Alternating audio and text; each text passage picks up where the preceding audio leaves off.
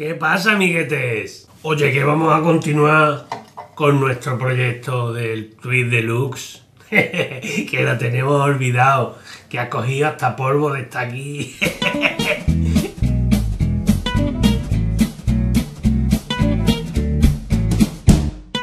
Pero fijaros que avanzadito lo tenemos. Que en el último capítulo dijimos que acabábamos con la electrónica y que nos faltaba montar el chasis, el cableado. Nos queda rematar la faena. Porque os lo creáis o no, llevamos invertido 5 horas 26 minutos en el proyecto y ahí hay parte del trabajo del mueble que hicimos al principio y que todavía no habéis visto. O sea, esto es trabajo efectivo. Cuando paro. Pues de electrónica nada más que queda este condensador chiquitito, que es el condensador de tono y que no está soldado todavía porque necesito introducir esta plaquita para poder soldar este. Yo voy a dividir el trabajo que nos queda de lo que es el ampli, de hacer funcionar el ampli, en 4 fases. Las 4 fases son hardware en el chasis, o sea, el chasis venía desmontado y hemos tenido que montar cada zócalo, cada piececita, cada transformador, apretarle los tornillos a los jacks, poner los potenciómetros en su sitio. Esa es la fase 1, que es algo puramente de mecánica. Fase 2, antes de meter la placa ni hacer nada de eso, vamos a cablear todo lo que podamos cablear, transformadores,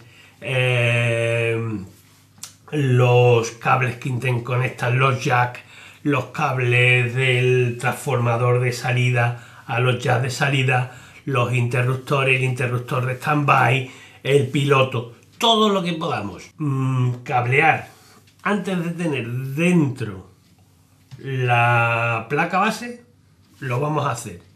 Siempre en previsión de que no vayamos a poner un cable que después nos estorbe.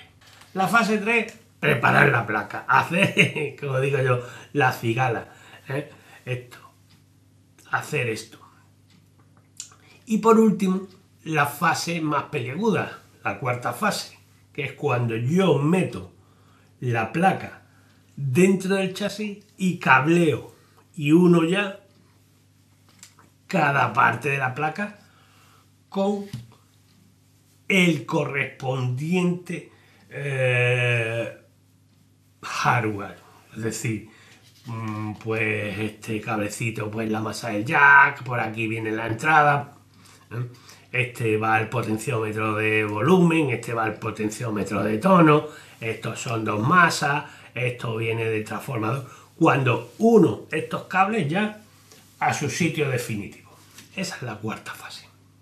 Dijimos en el capítulo anterior que terminamos la parte de teoría y que a partir de ahora iba a ser más trabajo y menos charla. Y yo quiero cumplir eso, pero no obstante, aunque lo que nos quede sea trabajo mecánico y trabajo manual, hay que cumplir una serie de pautas en previsión de males mayores. Por ejemplo, sabemos que la corriente alterna dentro del chasis puede provocar ruidos por inducción, inducir ruido en unas partes de unos cables en otros.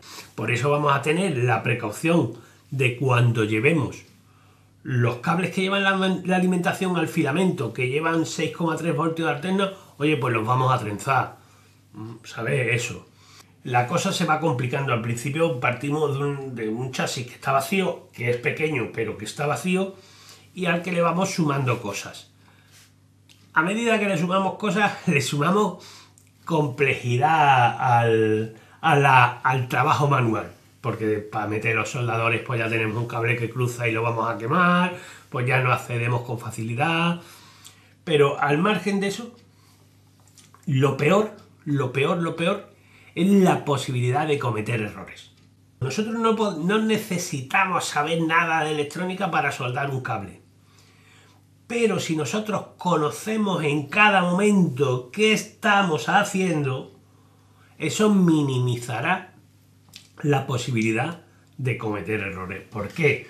Porque, por ejemplo, si yo sé que este cable que está aquí es el que une la polarización del cátodo y sé en qué patilla exacta de la válvula está el cátodo, no soldaré este cable en otro lugar que no sea el suyo. ¿Por qué? Porque sé exactamente lo que estoy haciendo.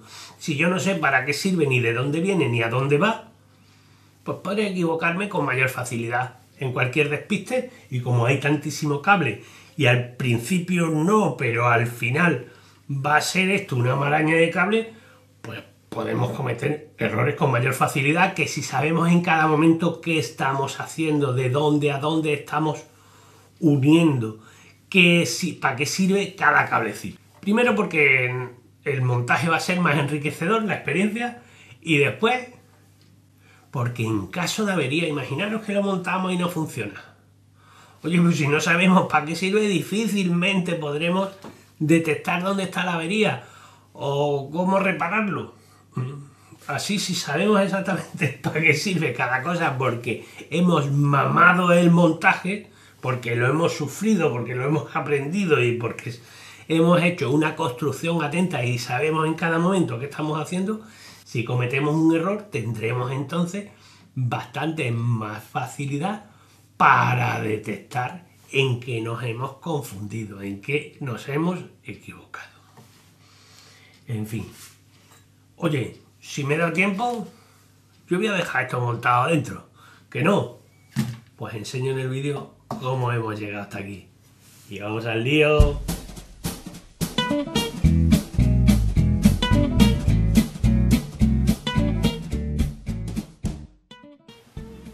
Empezamos por la fase 1. Esta fase consiste, como hemos dicho, en montar todos los componentes en el chasis. Esto que parecería en un principio una operación baladí, también tiene que ser cuidadoso. Tened en cuenta que este chasis va a estar sometido a vibraciones, pues lo vamos a montar en un combo.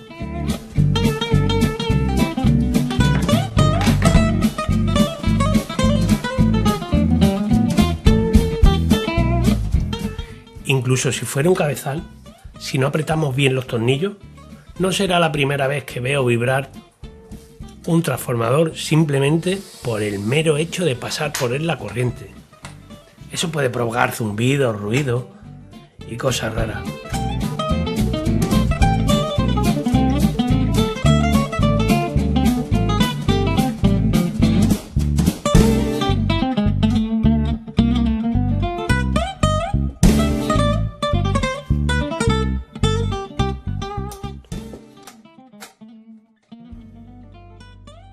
Una a una vamos a ir montando las piezas.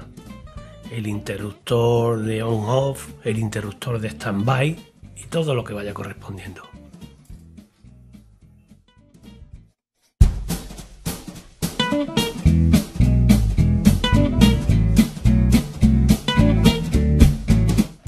Empezamos la fase 2, el cableado del chasis. Seamos metódicos. Esos dos cables amarillos que estamos soldando, ¿veis que están trenzados? Pues eso se debe a que son los que llevan los 5 voltios para el caldeo directo de la válvula rectificadora. El hecho de trenzarlo ya lo hemos repetido en varias ocasiones. Es para minimizar la inducción de ruidos de esta corriente alterna dentro del chasis.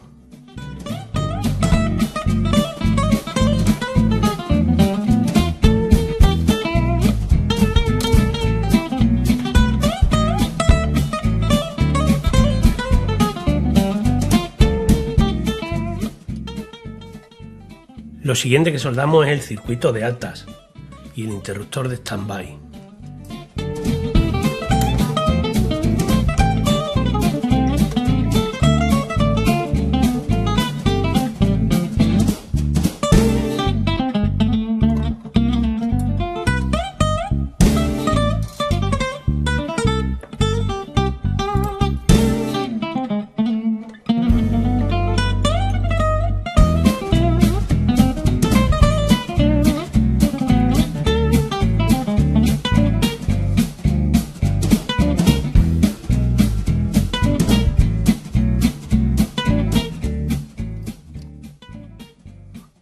Con ese cable trenzado llevamos al resto de válvulas la alimentación para los filamentos.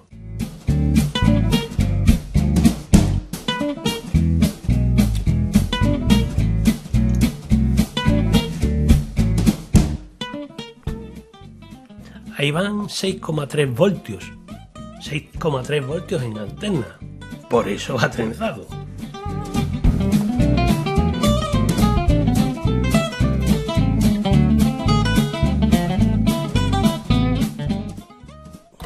Antes de seguir soldando cables, vamos a aprovechar y vamos a instalar las resistencias R18 y R19 que habíamos dejado atrás en el circuito.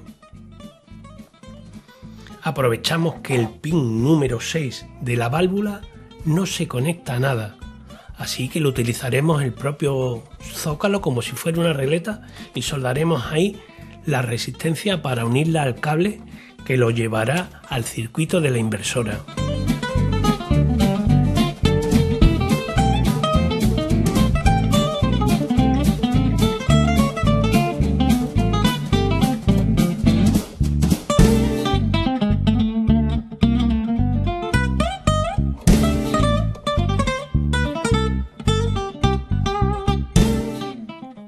Uniremos la patilla número 4 de ambas válvulas. Esto será un punto de control posterior, porque ahí llegarán desde la placa 325 voltios. Como para meter el dedito, ¿eh? Aprovechamos y derivamos la corriente al piloto que nos indicará si tenemos encendido o apagado el ampli. Este también se alimenta con 6,3 voltios, por tanto el cable trenzado. Ahí van también esas dos resistencias de muy pocos ohmios que derivan a masa haciendo una especie de punto central cualquier parásito que lleve la alterna. Ordenamos un poquito, que todavía tenemos que instalar muchísimos cables. Vamos a ver, los cables rojos que vamos a soldar en las patillas 4 y 6. Si habéis estado atentos al vídeo, están trenzados. ¿Por qué? Porque llevan corriente alterna. Nada más que trae 600 voltios directos desde el transformador, desde uno de los secundarios del transformador, ¿eh? Así que andemos con cuidado. Le tocará el turno al primario del transformador. Ahí entrarán los 220 voltios de red. Implementamos el interruptor y derivamos al fusible. Ese fusible protegerá el circuito cuando éste empiece, por cualquier causa extraña, a demandar demasiado.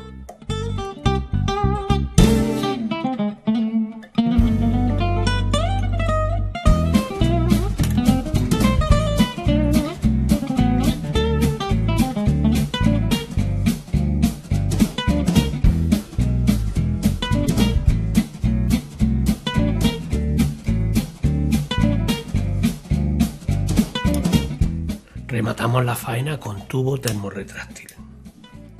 En los dos polos que quedan libres del interruptor conectaremos cuando llegue el momento el cable de red. De la fase 1 nos dejamos sin montar el transformador de salida. Lo hicimos por pura comodidad. Primero por no tener un manojo más de cable dentro del chasis que no íbamos a soldar todavía, y después por no arrastrar con su peso. Lo primero que instalamos son los pasacables de goma que impedirán que el propio chasis pueda llegar a dañar la funda de los cables.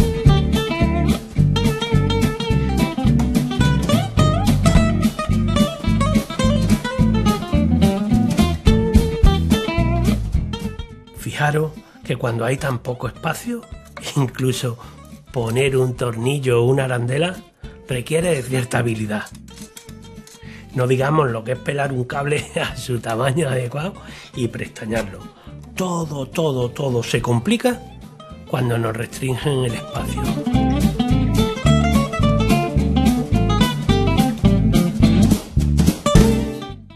Ese cable azul es el primario del trafo de salida. Irá al pin 3 de la 6V6. El pin 3 de la válvula corresponde con el ánodo y ese cable azul traerá 353 voltios de continua. Ahora es el tiempo del secundario del transformador de salida. No tiene mucha ciencia, tan solo respetar los colores. El verde 8 ohmios y el blanco 16. Cortamos, prestañamos y van a su sitio. El negro es común y ya lo tenemos soldado.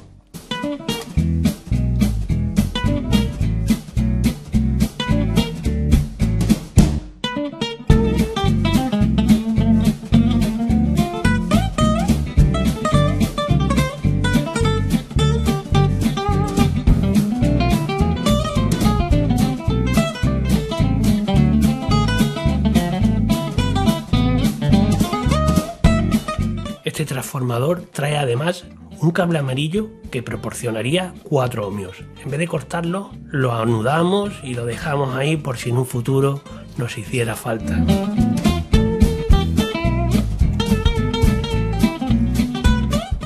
Para no alargar más este vídeo mostrando la interconexión de los jacks y los potes, solo voy a centrarme en la instalación de ese cable negro que va desde el pote de volumen hasta la válvula de previo.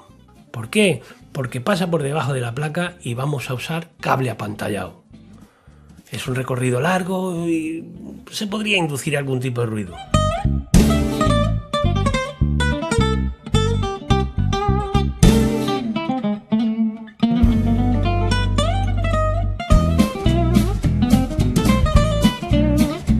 Tenemos la precaución de unir el apantallado a masa solo en uno de los extremos y protegeremos el otro extremo con tubo termorretráctil. Eso sirve para evitar bucles de masa. Y este es el aspecto que tiene el chasis ya montado. Los 3 o 4 cables que nos quedan sueltos terminaremos de soldarlos cuando tengamos la placa dentro.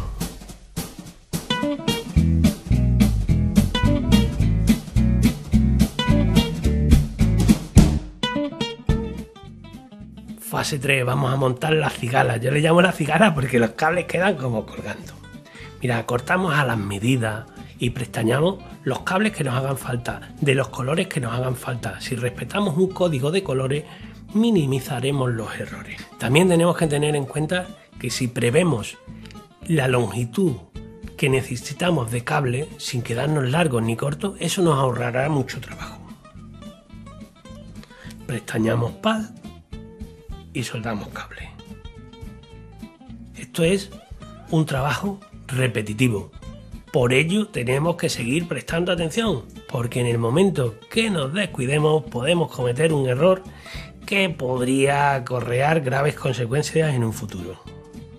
Imaginaros que ponemos un cable negro donde debería ir un cable verde y después soldamos el cable negro donde debería ir el cable negro en lugar de ese cable verde. No sabemos qué podemos estar haciendo. Así que cuidado y paciencia, porque con un poquito de esmero la cosa se va terminando.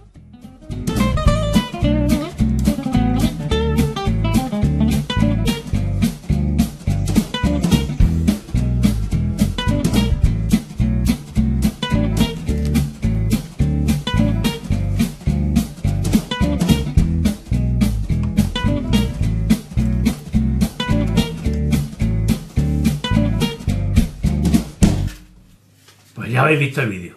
En esta ocasión no tenemos dudas acumuladas, por tanto no voy a resolver ningún tipo de duda, pero que sepáis que si os ha surgido alguna, dejármelo en los comentarios, que yo al final de cada vídeo resolveré las dudas que me hayáis dejado del capítulo anterior. Ya sabéis, si os ha gustado, dadle al like, suscribiros y contárselo a vuestros amigos. ¡Chao!